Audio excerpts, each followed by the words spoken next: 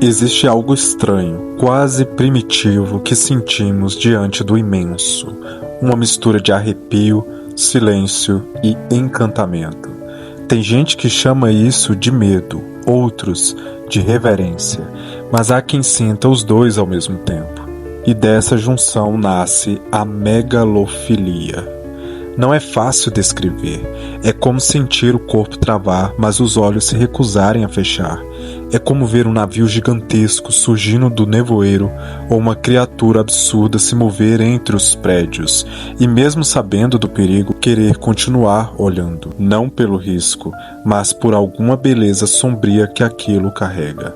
Tem gente que vê essas coisas e se encolhe, sente o peito apertar, mas há quem se sinta vivo, um desconforto bom, como um frio na barriga misturado com uma admiração silenciosa. Alguns dizem que é como estar diante de um Deus, algo que não se entende, não se controla, só se contempla. Essa atração não se limita a monstros ou estruturas colossais.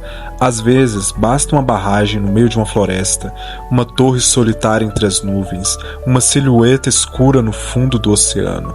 O que importa não é aquilo que é, e sim o que faz a gente sentir. Pequeno, frágil, mas incrivelmente desperto. O filósofo Kant chamou isso de sublime, uma experiência que vai além do que conseguimos medir ou compreender. Algo que arrasta nossa mente para fora da zona de conforto e deixa a alma meio sem chão. E a verdade é que, por mais estranho que pareça, muita gente encontra nisso um certo tipo de paz, um silêncio diante do impossível, uma vontade de se curvar, não por medo, mas por respeito. Talvez você já tenha sentido isso sem saber o nome. Talvez tenha se arrepiado com alguma cena de filme, uma imagem no Reddit, um som vindo do fundo do mar. Não se trata de gostar de coisas colossais. Trata-se de algo dentro da gente que desperta quando o mundo, de repente, parece grande demais. E é aí que começa essa jornada. Falo por experiência própria. Desde criança tenho sonhos recorrentes com criaturas colossais. Não são pesadelos, são como visões, presenças gigantescas, impossíveis de medir, que surgem no horizonte ou atravessam o céu como se o mundo fosse pequeno demais para elas. Sempre fui atraído por essa monstruosidade silenciosa, pela sensação de estar diante de algo que não pode ser contido. Talvez por isso tenha me encantado tanto com o Hulk de 2003. Aquele filme tinha algo diferente. Não era só a força, era o fato de que ele crescia e continuava crescendo, como se não houvesse limite. Aquilo me deixava paralisado, mas de um jeito bom, como se eu estivesse diante de uma força da natureza, mas que carregava também uma beleza escondida. Alguém aqui lembra do desenho Mutante Rex? Aquele desenho também me encantava de um jeito diferente. As transformações, os braços que viravam canhões, os vilões que eram grotescos e gigantes. Aquele desenho mexeu comigo de uma forma que eu não sabia nomear, mas agora eu sei. Era o fascínio pelo descomunal. E o desenho Ben 10. Quando eu era pequeno, meu alien favorito era o gigante. Ele nem era o mais ágil, nem o mais complexo, mas quando aparecia tudo mudava. A escala do mundo ao redor virava outra. Ele ocupava o céu e aquilo bastava. Hoje entendo que essas escolhas, esses gostos, esses sonhos não eram aleatórios. Eram uma espécie de sinal. Algo dentro de mim que sempre respondeu ao colosso. Não como ameaça, mas como um tipo estranho de chamado, como se o imenso falasse uma língua que só a alma entende. E toda vez que eu vejo algo assim, nos filmes, uma criatura gigantesca, ou na vida real, uma estrutura que não parece ter fim, uma sombra maior do que uma cidade, eu sinto aquele arrepio de novo, e uma lembrança de que sou pequeno, mas por algum motivo preciso continuar olhando.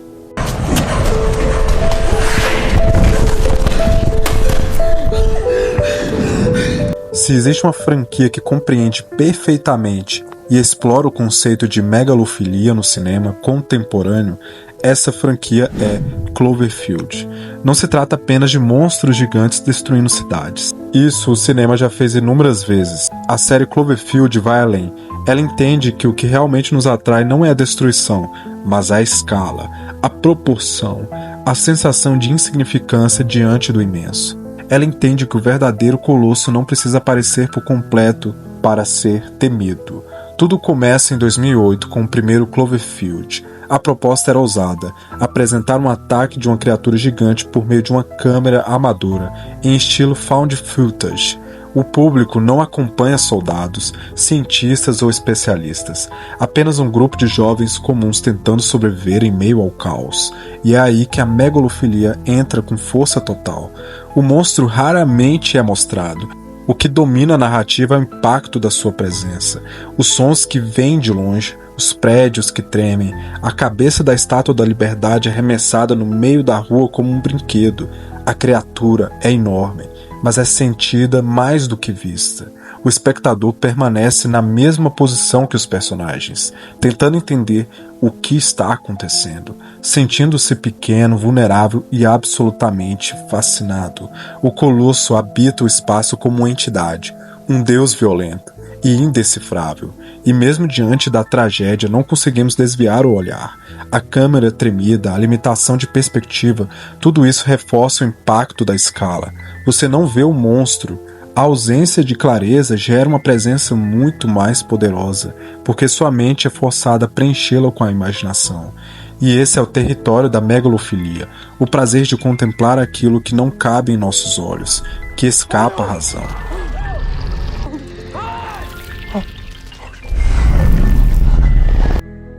Quase uma década depois, em 2016, veio o meu filme favorito da franquia, Rua Cloverfield 10. Foi até o primeiro filme que eu assisti, porque eu não sabia que tinha uma sequência. Agora a ameaça é mais psicológica, claustrofóbica e interna. Durante boa parte da história, o que está lá fora é apenas uma especulação. O espectador se pergunta: houve mesmo um ataque? São alienígenas? Uma guerra química? É tudo invenção do personagem paranoico de John Goodman? Mas o mais fascinante é o que acontece no final. Quando finalmente saímos do bunker, somos apresentados a algo que remete à origem do medo. Uma nave colossal e uma criatura gigantesca que, por um instante, paira sobre a protagonista. E, de novo, a megalofilia se manifesta não no ataque, mas na aparição, no contraste entre o bunker apertado e o espaço vasto ocupado por algo maior do que a vida.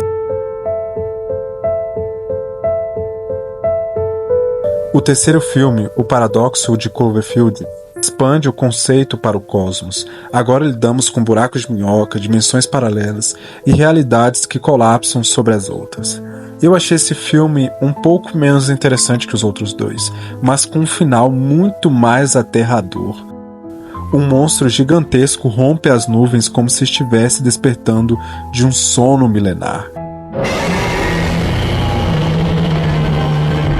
É terrível esse final e nos faz querer assistir cada vez mais dessa franquia. Infelizmente, até hoje não saiu mais nenhum filme. Pelo que sei, são apenas 3 filmes.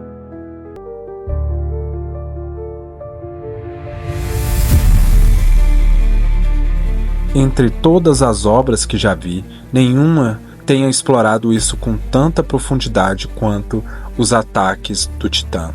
Attack on Titan.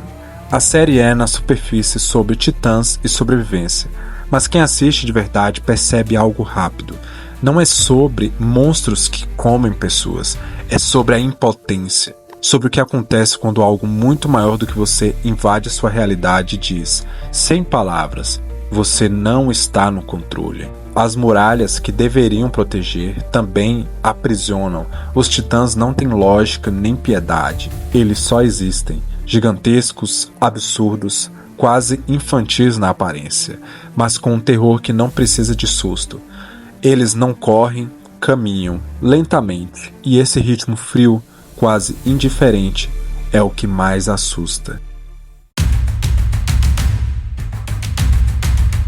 E se existe uma franquia que praticamente vive da relação entre homem e colosso, esse é God of War, Deus da Guerra. Desde o primeiro jogo, Clayton não enfrenta inimigos comuns. Ele desafia o impossível, titãs, deuses, bestas mitológicas. Cada batalha é uma experiência de proporção. Você não está apenas lutando, está tentando sobreviver diante das forças que moldaram o mundo. Na fase grega da saga, a megalofilia aparece o tempo todo, mas de forma violenta, crua. Os colossos não são reverenciados, eles são derrubados por Clayton. E mesmo assim o jogador sente o impacto. Eu me lembro até hoje que eu tinha jogado apenas o 1 e o 2 no PS2 que eu tinha em casa. E quando eu fui na casa do meu primo e joguei God of War 3 no PS3, eu achei a coisa mais incrível do mundo. Escalar o corpo do Cronos como se fosse uma montanha viva é uma das experiências mais memoráveis dos videogames. Você luta dentro da unha do Titã, atravessa sua pele, é engolido por ele e só aí percebe o quão pequeno é, mesmo jogando com alguém tão poderoso quanto Clayton. Quando falamos de criaturas gigantes, é impossível não mencionar Godzilla e Kong, verdadeiros ícones da cultura pop que simbolizam de formas diferentes o fascínio humano pelo colossal. Godzilla não é somente um monstro, ele é a própria força da natureza que tanto falamos aqui, uma presença ancestral que ressurge para lembrar à humanidade os seus limites. Em muitas versões, ele não é o vilão, mas um guardião, uma entidade que traz equilíbrio, ainda que através da destruição. O filme de 2014, por exemplo, trata Godzilla quase como uma divindade silenciosa. A câmera nunca expõe completamente no início. Ele é mais sentido do que visto, igual fizeram no filme Cloverfield. Seus passos fazem o chão tremer, sua respiração ecoa, e quando finalmente surge, imenso, imóvel, imponente, a tela fica pequena diante dele. É o ápice da megalofilia, o ser que desafia toda a escala humana, que domina o céu e a terra.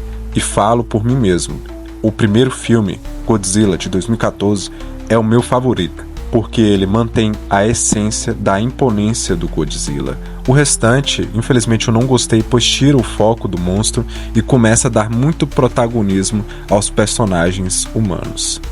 Kong, por sua vez, traz uma relação mais próxima, quase humana, com o gigante. Ele é um colosso que pode ser tocado, sentido e compreendido. Em Kong, Ilha da Caveira, a câmera muitas vezes o apresenta como um protetor, uma força que existe em equilíbrio com a natureza selvagem da ilha. Seu tamanho é impressionante, mas seu olhar transmite emoções, raiva, dor e até afeto.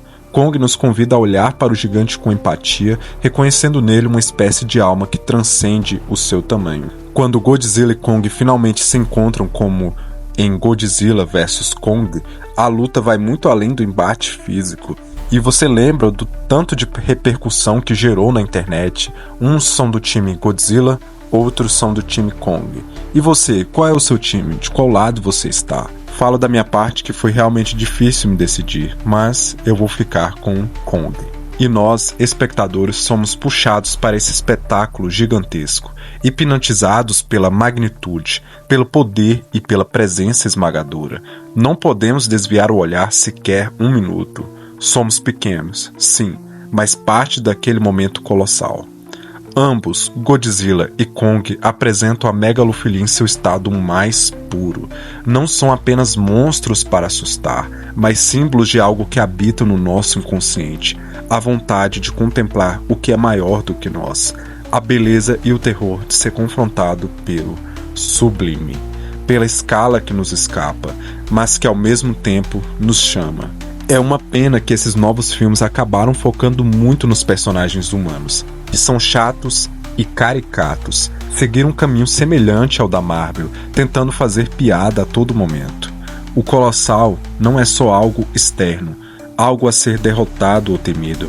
Ela é uma porta para o nosso próprio interior, um espelho que reflete os nossos limites, nossas fragilidades e, paradoxalmente, nossa força de continuar olhando para cima, mesmo sabendo que nunca alcançaremos. Essa jornada entre medo e a admiração, entre o pavor e o fascínio, não tem respostas fáceis.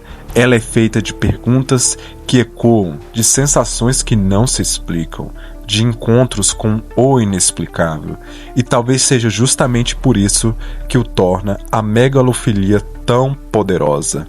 O fato de ser um convite para experimentar o sublime. Aquela sensação de estar diante de algo tão vasto que não cabe em palavras, mas que transforma o que somos. Muito obrigado por ter ficado até aqui. Sem sono, sempre alerta. Tchau.